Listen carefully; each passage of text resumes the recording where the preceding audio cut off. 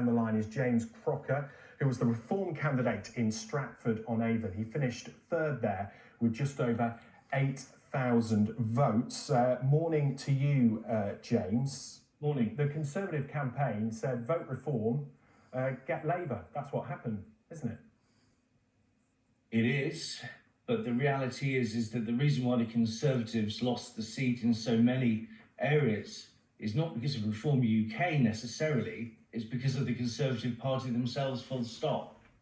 And really the reason it is not necessarily even the MPs themselves. Sir Michael, I'm sure, would have done a fine job in Lichfield and had done for a very long time. But the reality is he had the likes of Allegra Stratton, the power behind the MPs.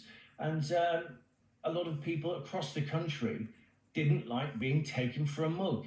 And things like Partygate really mattered.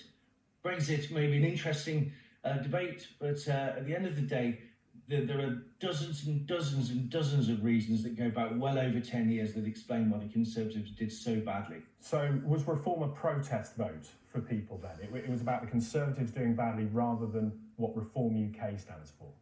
Well, a lot of people just didn't turn up to vote for the Conservatives full stop. That's definitely been a factor. But the reality is people voted Reform UK because they saw in Nigel Farage a leader and somebody who spoke to them, who spoke their language. And that is something that is sadly missing in British politics today. And so that is why we only won 4 seats, but of course we won 4.5 million votes, 500,000 more than the Lib Dems won.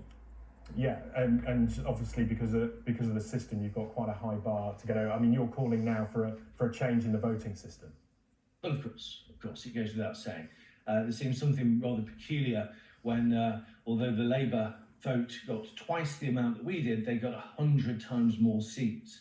The system's been broken for a long time, but it doesn't suit any of the incumbent parties to change that anytime soon. But let's see what Keir Starmer does now he's taken power, because this is something he had promised plenty of times in the past. What probably also held you back was some of the things we heard in the campaign. You had issues around racism, for example, which you would think put a ceiling on people who just don't want to vote for a party who is associated with that kind of scandal.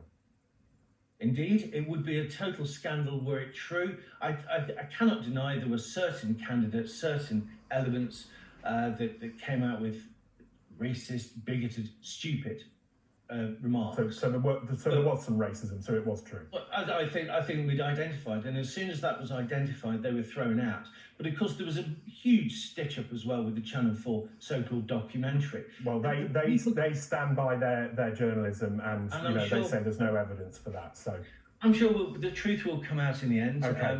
But the reality is that I'm glad you got Ellie in the studio with you, because hopefully you can ask her about issues of racism within her party and her candidates. And Stepney and Bow, for example, who were withdrawn following some remarkable... Well, they're not here to defend themselves. I'm sure Ellie will tell us there isn't a problem with racism in the Green Party, Ellie. We are absolutely clear that any form of racism, anti-Semitism, Islamophobia is utterly unacceptable in the Green Party.